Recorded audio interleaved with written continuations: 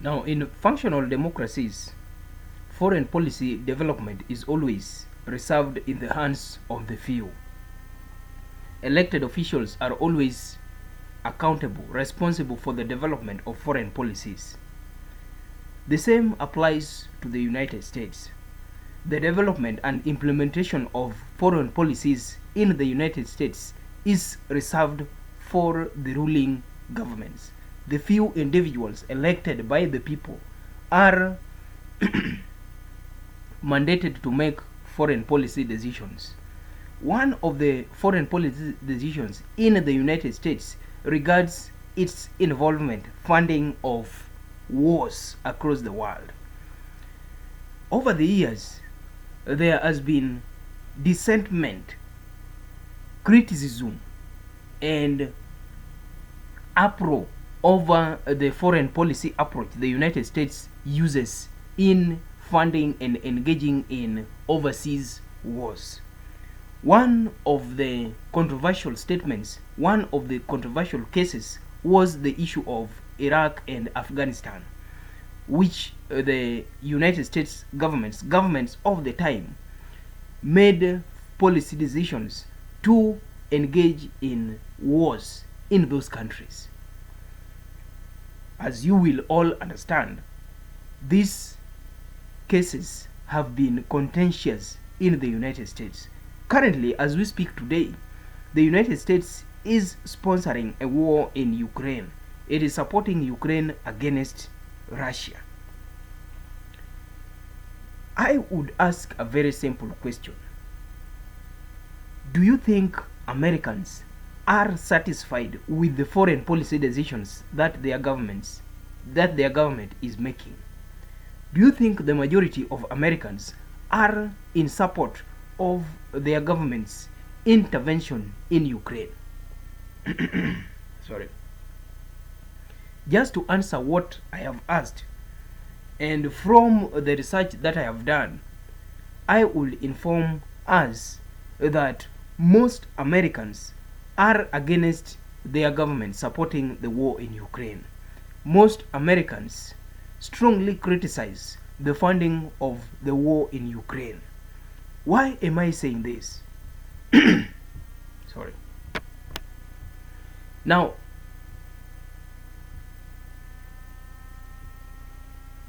the BBC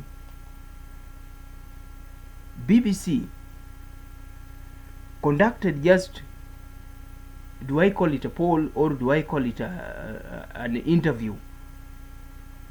The BBC published a poll which some 5 hours ago, and this poll asked US voters on aid. It asked these voters whether they support their government's funding provision of aid to Ukraine. And I want to say that all these interviewees, they acknowledge their government's effort in foreign policy decision, foreign policy development and implementation in the globe. But most importantly, they criticized their governments for continued support of this war and the lack of accountability in these financial expenditures. One of the interviewees, known as Virginia Seward, who is 50 and lives in Georgia, a Democrat, said, "If we made all the corporations and the billionaires pay the taxes they owe, imagine what could we do to help Ukraine and also provide much needed services at home." This individual is saying that we have wasted money and hurt so many other countries before. That is an important statement. That is an American saying that the government, America, has wasted money and hurt so many other countries before. Another interviewee, Jim Sullivan, 52, who lives in Indiana, a Republican, had this to say during the interview.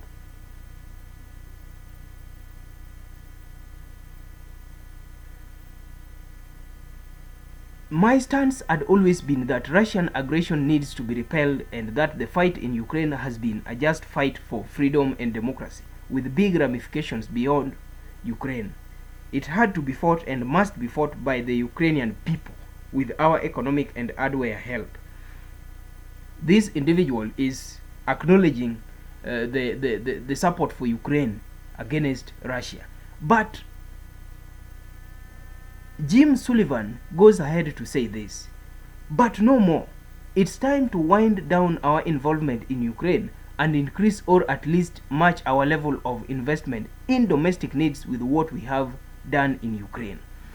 This citizen wants the government to focus on domestic needs of Americans rather than focusing on foreign policy implementation like supporting the war in Ukraine.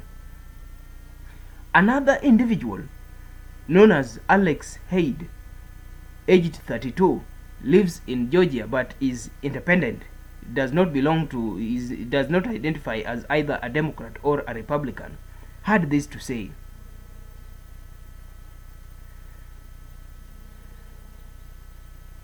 I think the aid that we are providing is very important for the people in Ukraine and the surrounding areas. As long as Ukrainians have a spirit to fight, we should continue to support.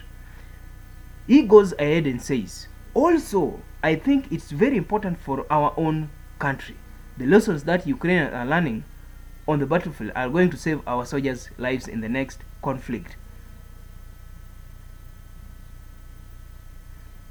He goes ahead and says, my personal belief is that we would already be in a position in the United States if we were not for the war in Ukraine. Money spent on military equipment benefits everyone here. We should continue to supply them with whatever they need. But I do strongly feel that should be done in terms of tank, planes, and artillery instead of just giving them a big check. If you can follow the statements of the interviewees that I've just given, you will find that these individuals are supporting their government's involvement in Ukraine. They are supporting the US government's support of Ukraine. But at the same time, they are concerned about the large expenditures, financial expenditures in this war. They want their government in part to focus on domestic issues. I will take you to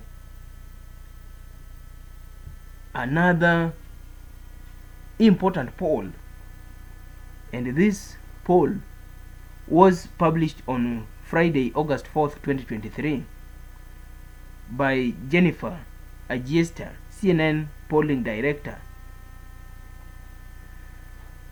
And this poll said in a snapshot, overall, 55% say the US Congress should not authorize additional funding to support Ukraine, versus 45% who say Congress should authorize such funding.